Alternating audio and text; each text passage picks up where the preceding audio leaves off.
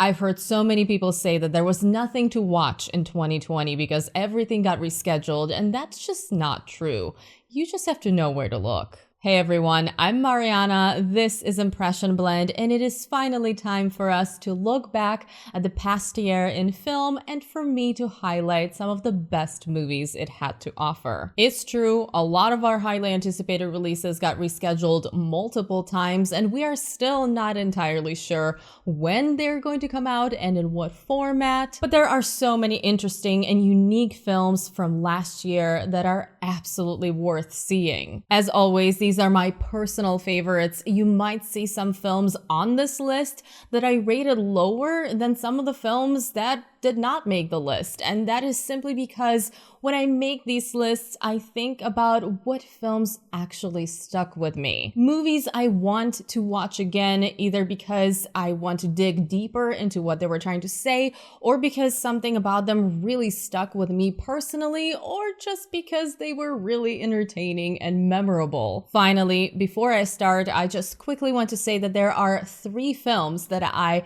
did not get the chance to see that I really think had the potential to make my top 10, and that is The Father, Minari, and Saint Maud. Those are just going to have to be 2021 releases for me, and technically in the US, that is when they're getting wide releases. All right, enough with the intro. Let's get into what I think are the best films of 2020. Starting off my list at number 10 is Promising Young Woman, a feature film directorial debut from the very talented Emerald Fennell, who wrote and directed this film. It's starring the wonderful Carey Mulligan, whom I love even more now, as well as Bo Burnham, Alison Brie, and quite a few other very familiar faces. This is a revenge drama, sometimes a thriller, but also sometimes a dark comedy. It is a unique film, to be sure. Without giving too much away, this is a story of a young woman who dedicates her life to a personal quest of revenge.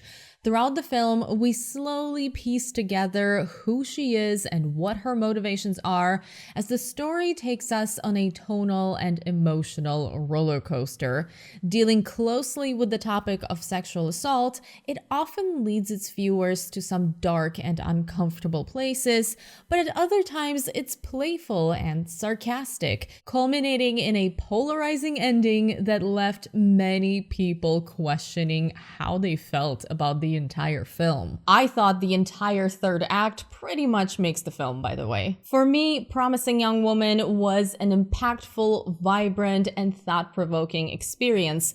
I love that it never went as far as to glorify revenge. Instead, it shows Cassie, the lead character, as a flawed person whose life is so consumed by this mission she's on that it poisons her entire existence. She's a very interesting character to watch, and her complexity comes through in every moment of Carey Mulligan's performance, which is easily one of the most memorable and charismatic performances of this year. Coming in at number 9 is a comedy that wasn't something I really looked forward to.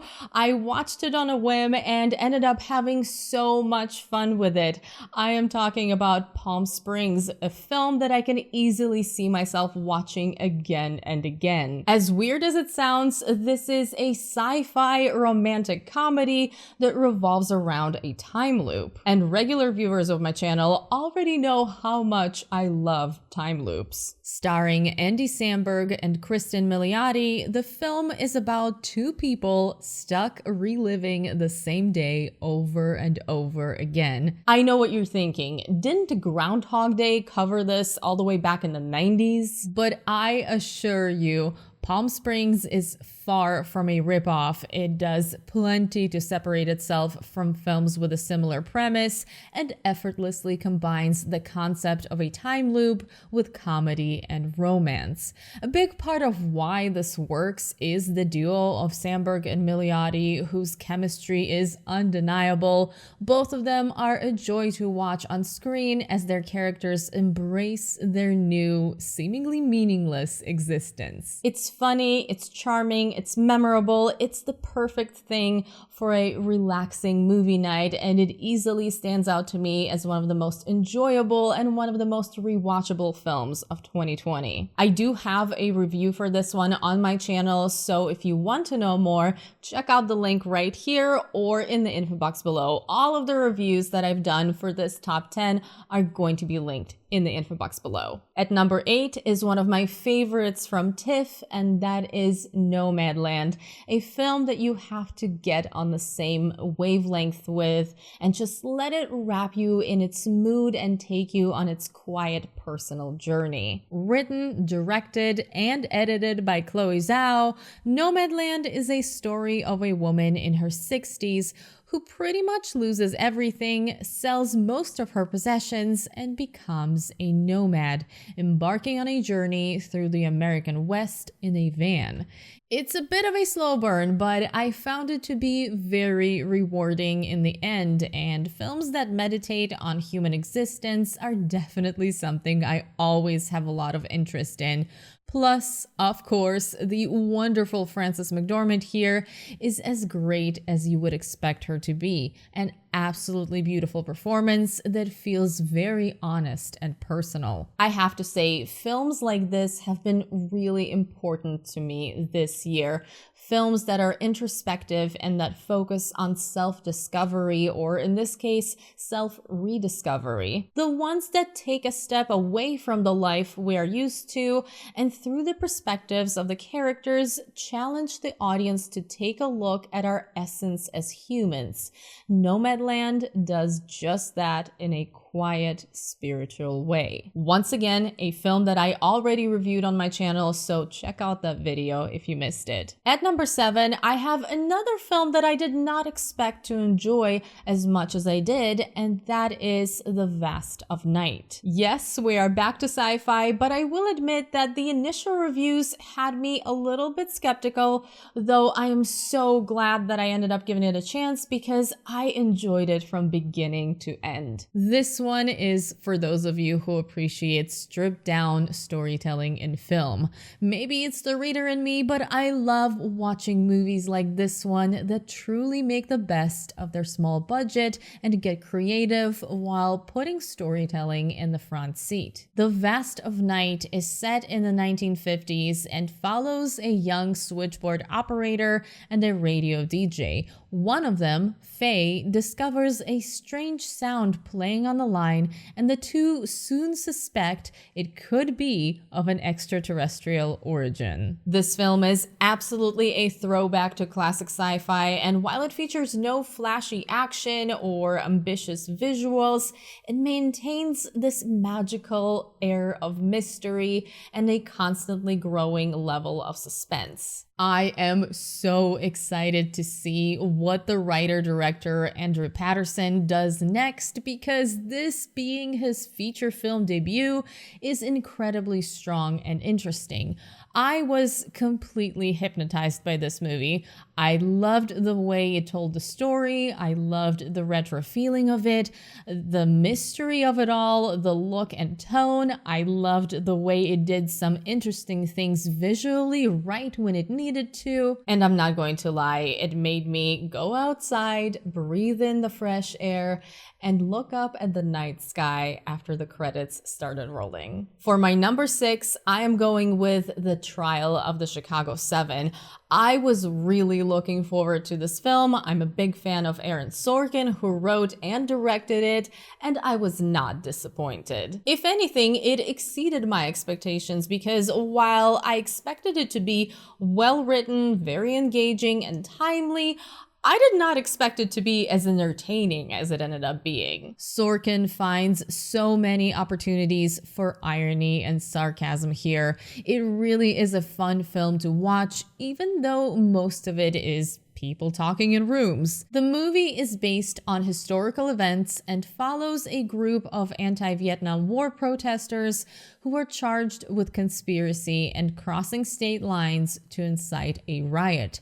It features an insanely strong ensemble cast. Most of these actors get their time to shine, no matter how big or small their role is, and for me, there wasn't a dull moment in this one. It's gripping, it's moving, it's fascinating. It made me want to look into what actually happened and read up on how these events unfolded in real life, which is always a good sign. I love when a film actually inspires me to learn something, and I fully expect that The Trial of the Chicago 7 will get plenty of attention when the Oscar nominations are announced in March. Coming in at number 5 is one of my most anticipated films of the past 2 years. I'm thinking of Ending Things. Charlie Kaufman's adaptation of Ian Reid's novel, which I read and loved back in 2018, was something I pretty much knew I was going to love because I cannot imagine a more perfect writer-director match for this strange psychological thriller. On its surface, the film opens with a young woman who is going on a road trip with her boyfriend to meet his parents, but she's actually thinking about ending the relationship.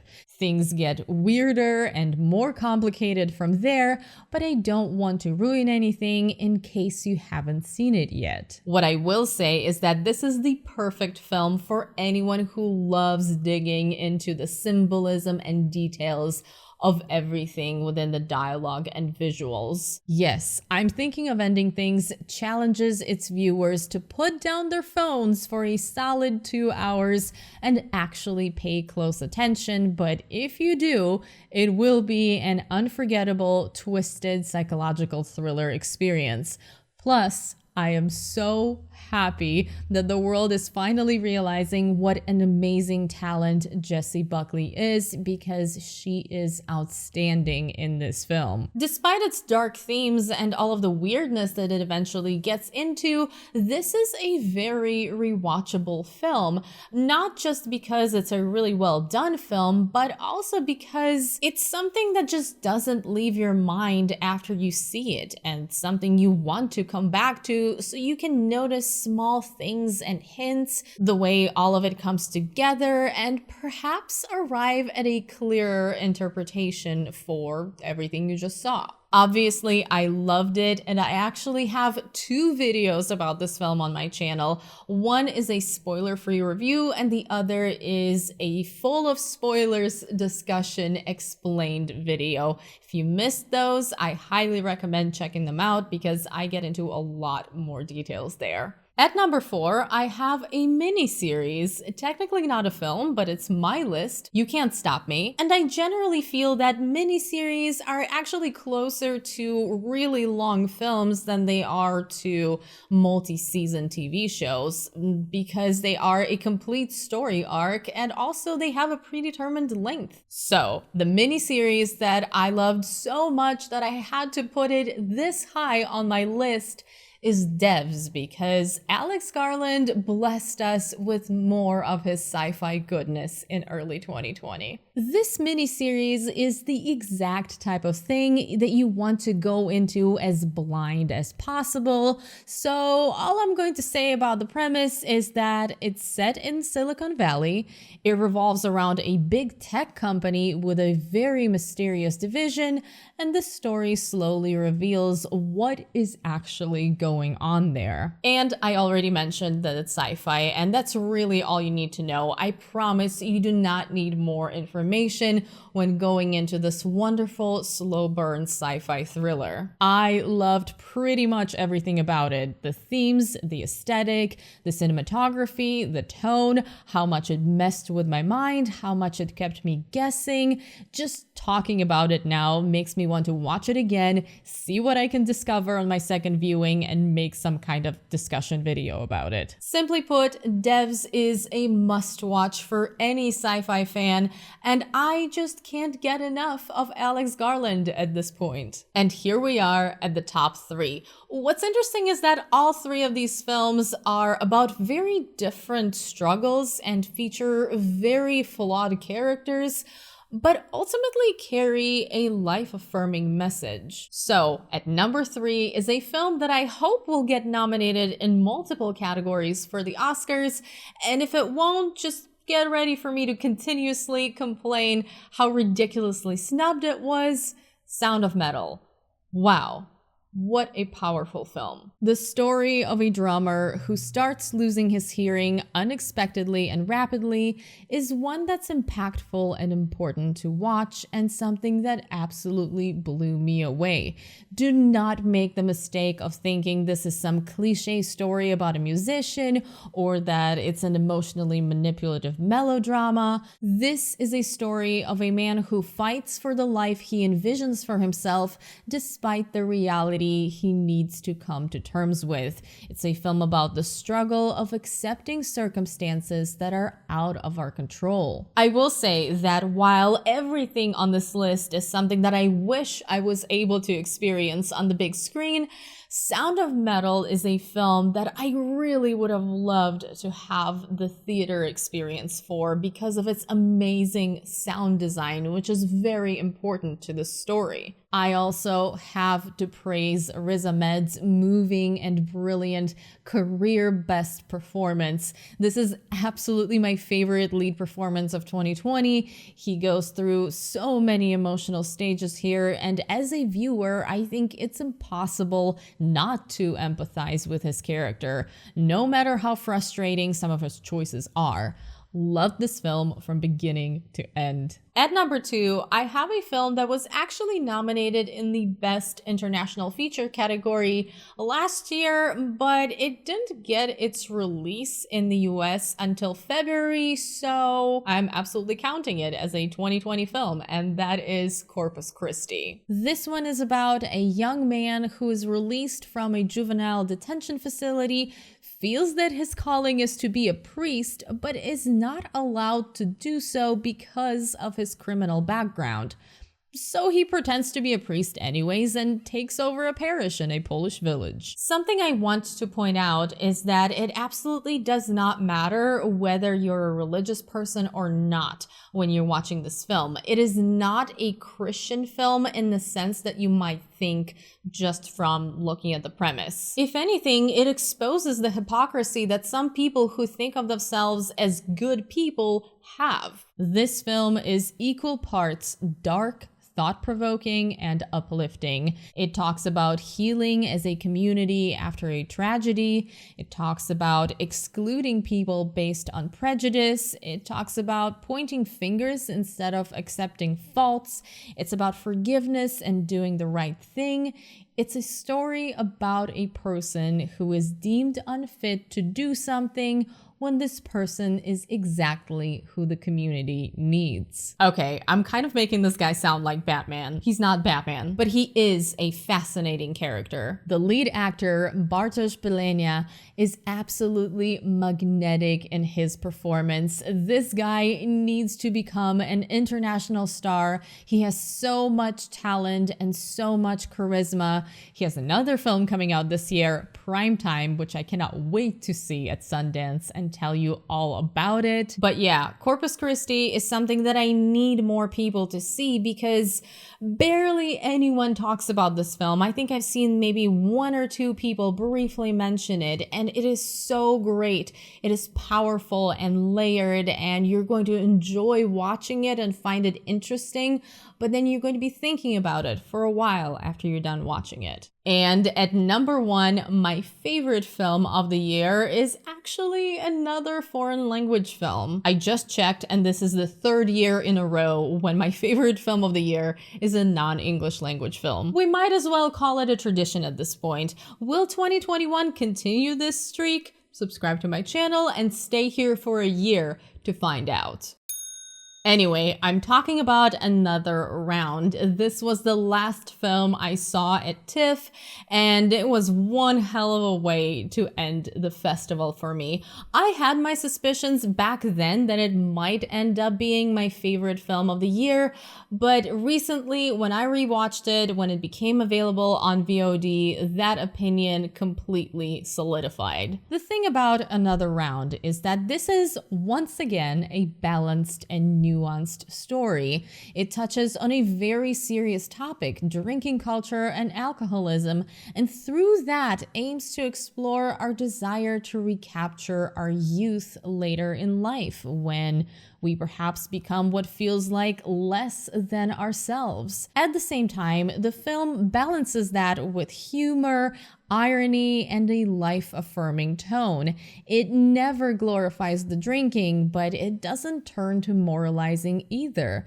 It's a story about flawed characters that invites the viewers to recognize and accept our own faults, but also celebrate life for what it is, with its ups and downs. You guys know I am rarely a fan of films that portray the issues they address in black and white, because life is almost never that simple, and those shades of gray are why I loved Another Round so much. It never oversimplified anything, and while it didn't shy away from getting dark when it needed to, it also is an incredibly enjoyable and entertaining film to watch that somehow makes you feel a little bit better about everything. Plus, the combination of Thomas Vinterberg directing Mads Mikkelsen in the lead role is clearly a recipe for success. If you haven't seen their previous collaboration, The Hunt, I highly recommend it, even though it is quite a bit darker. But yes, the bittersweet Another Round, my favorite film of the strange year that was 2020. Let me know, what were your favorite films of last year? Do we have any in common? Do you have any underrated film recommendations for me that I must check out? There were quite a few films that I was considering including on this list. There's about 20 films past my first 5 or 6 that I think absolutely deserve to be mentioned because they are great and they are standouts of the year. Films such as Pieces of a Woman, Mangrove, Tiger Tail, Time, Feels Good Man, The Wolf of Snow Hollow. I won't be able to recall all of them off the top of my head, but I will leave a link in the info box to a list that I have on my Letterboxd where I ranked every single film and miniseries that I saw in 2020 that actually came out in 2020. So check that out to see what else I thought was really, really good last year and almost made this list. But that's it. Thank you so much for watching. As always, a big thank you to all of my patrons who are supporting me on Patreon. An extra special thank you to the patrons whose names are on the screen right now.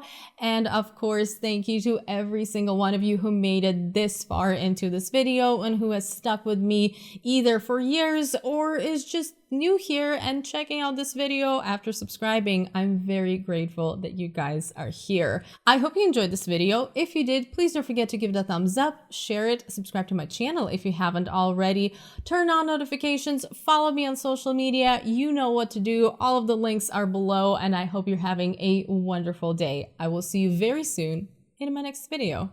Bye.